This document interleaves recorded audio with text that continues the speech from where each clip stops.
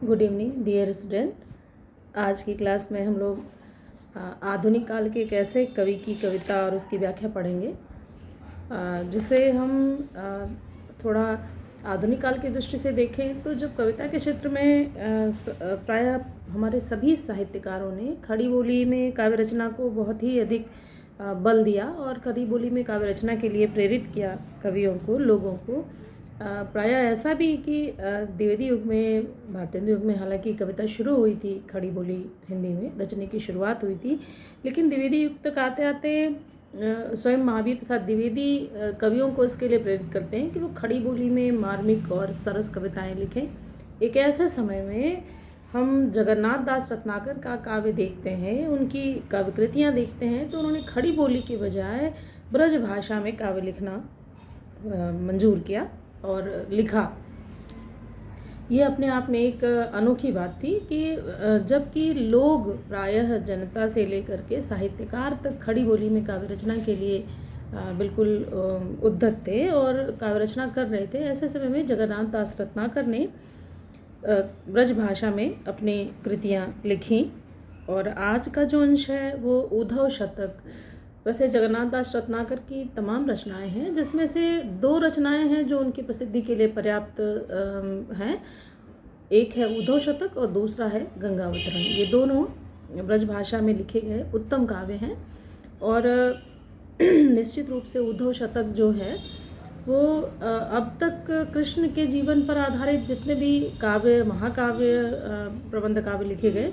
उनमें सब में ये कथा ज़रूर आई है। और इस कथा से आप सब परिचित हैं कि कृष्ण के जीवन का जो कथा है, उसमें कृष्ण के मथुरा चले जाने के उपरांत गोपियाँ और ग्वाल बाले कृष्ण के प्रेम में, और उनकी माता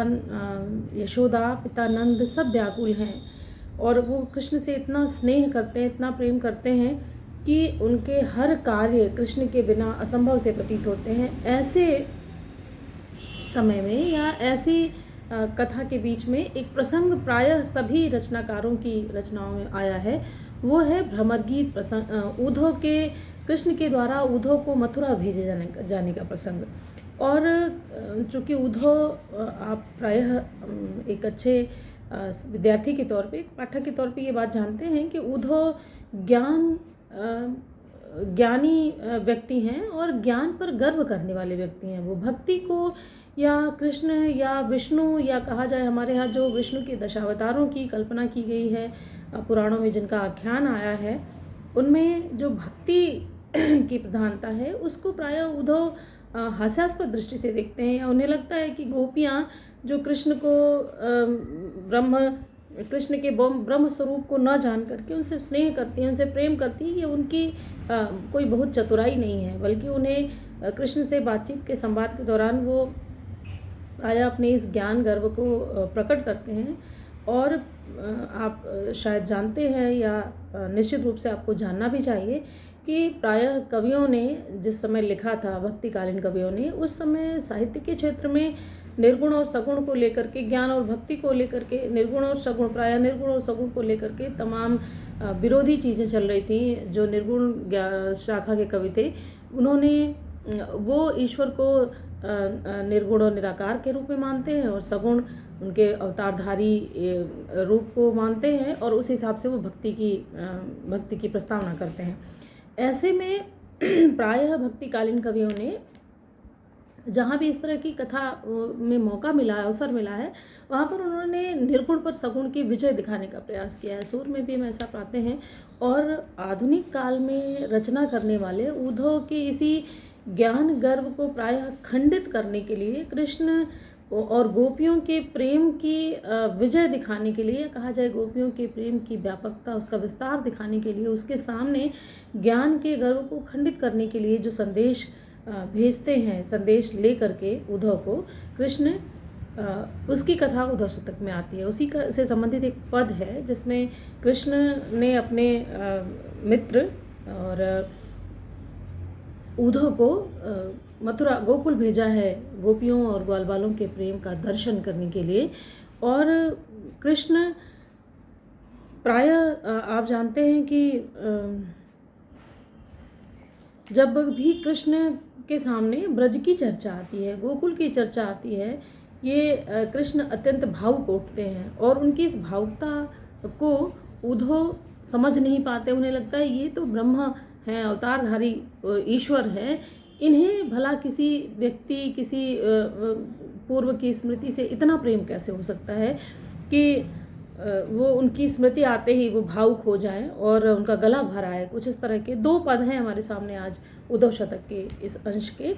जिनकी व्याख्या मैं करने जा रही हूँ। पहला जो पद है वो कृष्ण के इसी उद्धव से संवाद का पद है, जिसमें वो गोपियों और ब्रज की स्मृति आती है उन्हें, और वो उद्धव से बात कर रहे हैं। उद्धव से संवाद करते समय कृष्ण की क्या भावुकता की जो दशा है, उसमें कृष्ण की क्या स्थितियाँ होती हैं, इसका वर्णन किया गया है और उसको मैं पढ़ रही हूँ। दूसरा पद है जिसमें वो उद्धव संदेश लेकर के और गोकुल पहुँचने वाले हैं, और गोकुल में आने की खबर सुन करके, उनके आने की सूचना सुन करके गोपियों की दशा क्या होती है उसका वर्णन किया गया है। तो पहला पद देखते हैं हम। बिरह बिथा की कथा अकथ अथाह महा, कहत बनन जो प्रवीण सुकबीन सौ, कहें रत्नाकर बुझावन लगे ज्यों कान्ह, कहें रत्नाकर बुझावन लगे ज्यों कान्ह, उद्धव को कहन हेत ब्रज जुवतीन सौ। अभी प्रसंग मैंने चर्चा की कि कृष्ण जब उद्धव को बताते हैं कि आप जाइए और हमारा संदेश आपके अंतस्थल में जो ब्रह्म के स्वरूप को लेकर के जो बातें हैं उन्हें गोपियों के सामने कहिए। इस संदेश को कहने के लिए पूर्व का की जो स्थिति है, यानी गोपियों का स्मरण आते ही कृष्ण की जो दशा होती है उसका वर्णन करते हुए कविवर जगन्नाथ दास, कविवर कहते हुए मैं आपके सामने रत्नाकर जी के लिए बच्चन सिंह का एक कोटेशन बताना चाहूँगी, जहाँ पे वो रत्नाकर जी की कविता को लेकर के, ब्रजभाषा में लिखी गई इस कविता को लेकर के अपने मत व्यक्त करते हुए कहते हैं बच्चन सिंह, डॉक्टर बच्चन सिंह, आलोचक बच्चन सिंह, खड़ी बोली कविता के महानद के प्रवाह में वह एक चित्रोपम दीप की तरह शोभित है। मैंने अभी बताया कि जिस समय साहित्य जगत में, हिंदी साहित्य जगत में खड़ी बोली कविता को बहुत अधिक प्रश्रय दिया जा रहा था, उस समय जगन्नाथ दास रत्नाकर ने ब्रज भाषा में लिखा और इसी बात को कहते हैं बच्चन सिंह कि खड़ी बोली कविता के महानद के प्रवाह में, माने बहुत विशाल स्तर पे ये प्रवाहित हो रही थी कविता, या उसका रचना संसार इतना बेहद था कि प्रवाह में वह चित्रोपम द्वीप की तरह शोभित है। रत्नाकर जी की कविता, प्रवाह उससे टकराकर आगे चला जाता है, न तो प्रवाह उसे प्रभावित करता है और न द्वीप प्रवाह को, दोनों की न्यारी न्यारी दुनिया है। इतना समय बीत जाने पर भी महानद की धारा में बहता हुआ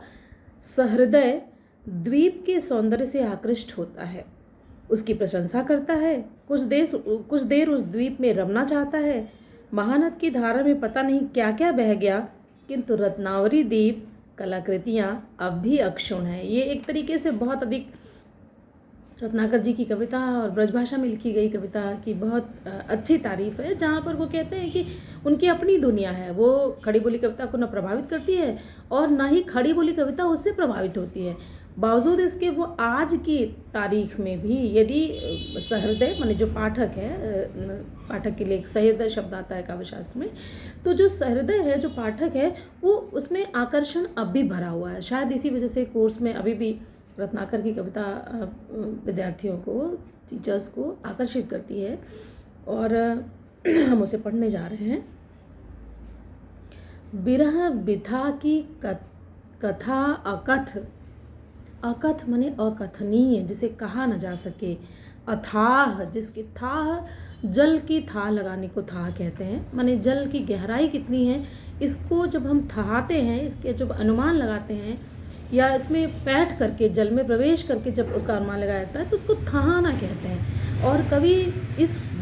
जो गोपियों से विरह अलग होकर के जो उनकी जो उसका दुख है, उसकी जो थाह है, उसकी थाह लगाई नहीं जा सकती, इसलिए कभी उसके लिए शब्द प्रयोग कर रहा है अथाह, महा, और उसकी महिमा भी बिल्कुल बड़ी है, महा है।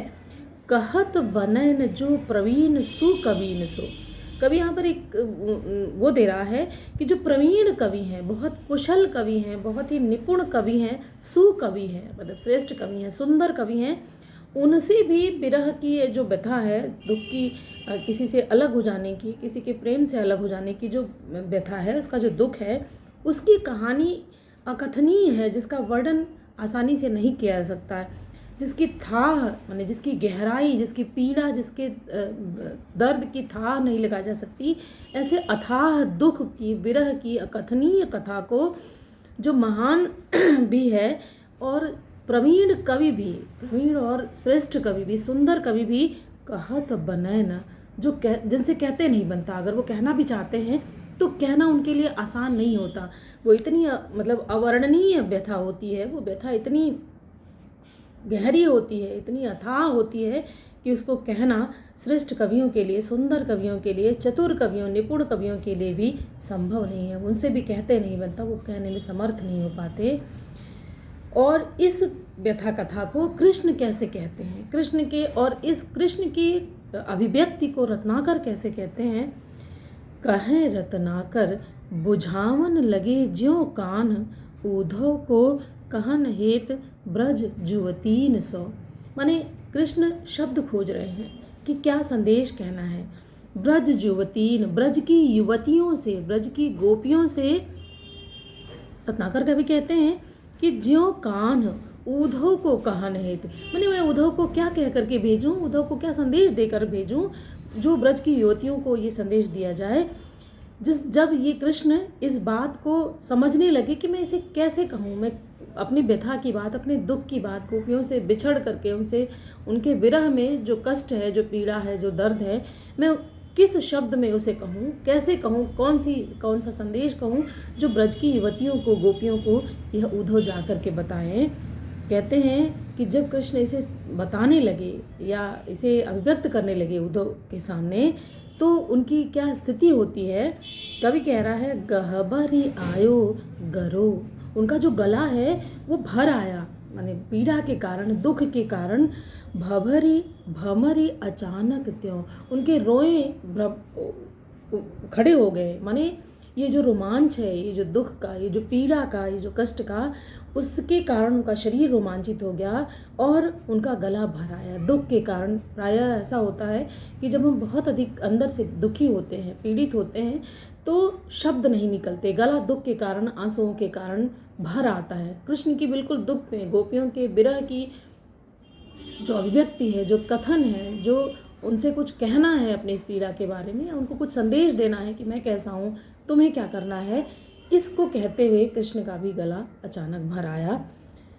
प्रेम पर्यो चपल चुचाई पुतरी निसो, और यह प्रेम गोपियों के प्रति सिर्फ गोपियाँ ही कृष्ण से स्नेह नहीं करती,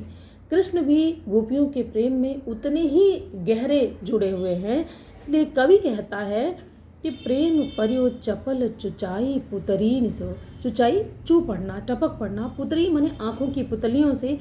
चंचल होकर के, माने ये प्रेम अब गला भर आया है, अव्यक्त नहीं कर पा रहे हैं अपनी पीड़ा को, कुछ शब्द नहीं निकल रहे हैं कृष्ण के मुख से। और कह रहा है कवि कि ये जो प्रेम की जो गहराई है, पीड़ा की जो गहराई है, वो अब चंचल हो उठी है। अब वो जो गंभीरता का बांध है, जो नियंत्रण है, वो उससे चंचल हो उठी है, उससे बाहर निकलने लगी है। और ये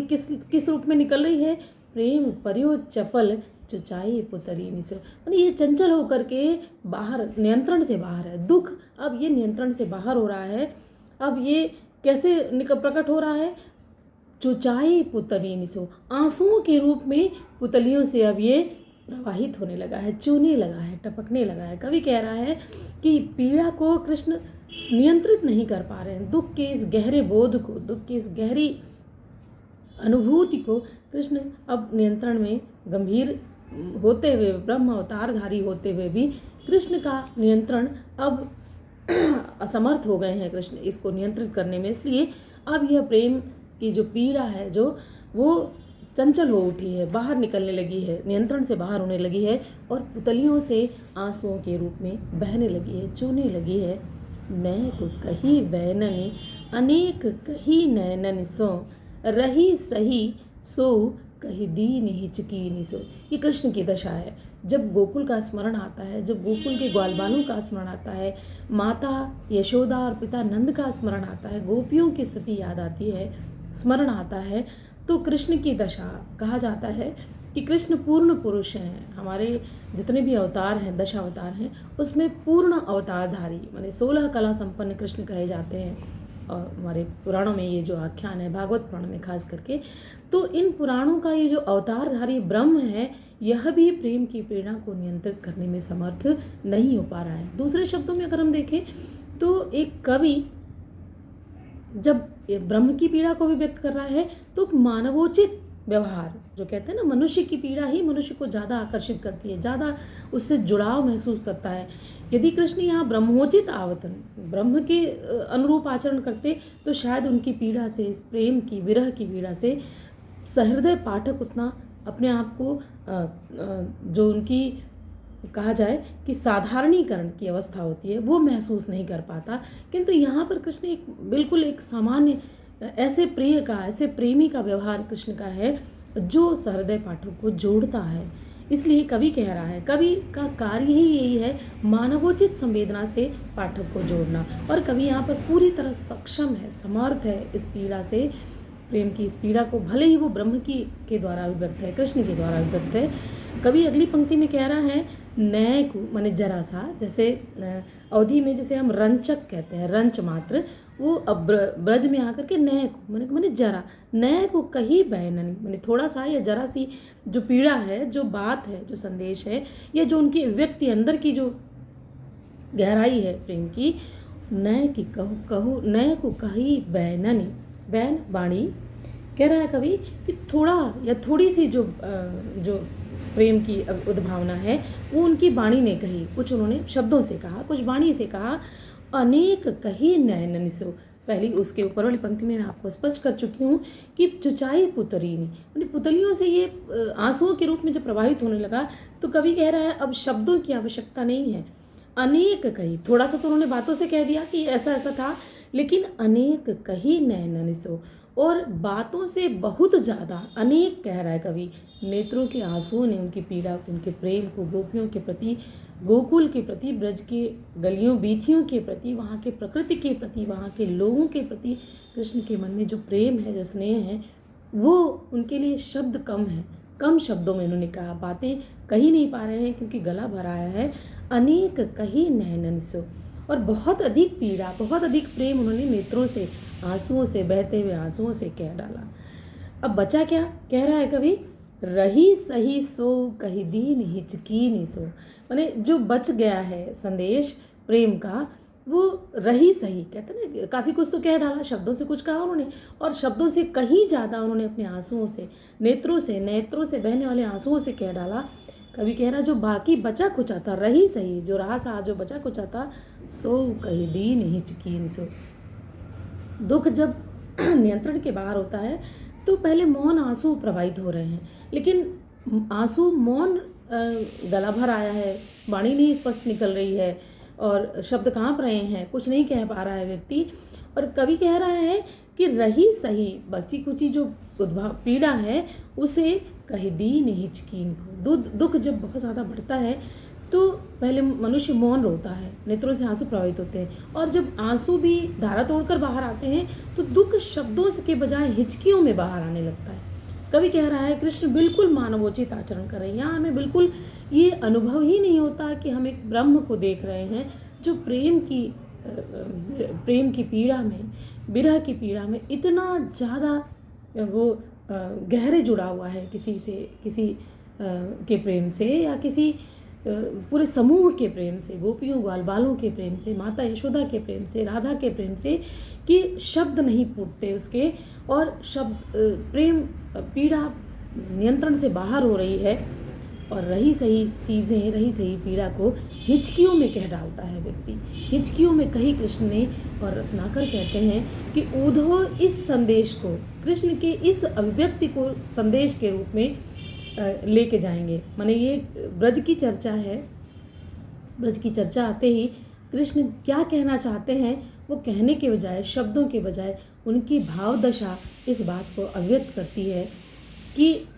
गोपियाँ, ग्वाल बाले उन्हें कितनी प्रिय हैं। माता यशोदा का स्नेह, गोकुल की बीथियाँ, गोकुल की गलियाँ, गोकुल की प्रकृति, वहाँ के लोगों का स्नेह उन्हें कितना प्रिय, काम्य है, जो नगर कहा जाए ना कि आलिशान है, जो समृद्ध वैभव परिपूर्ण नगर मथुरा है, वह भी उन्हें दे नहीं पाता। इस लेक्चर के लिए इतना ही बहुत है। धन्यवाद। शेष अगला पद अगले लेक्चर में। तब तक के लिए धन्यवाद।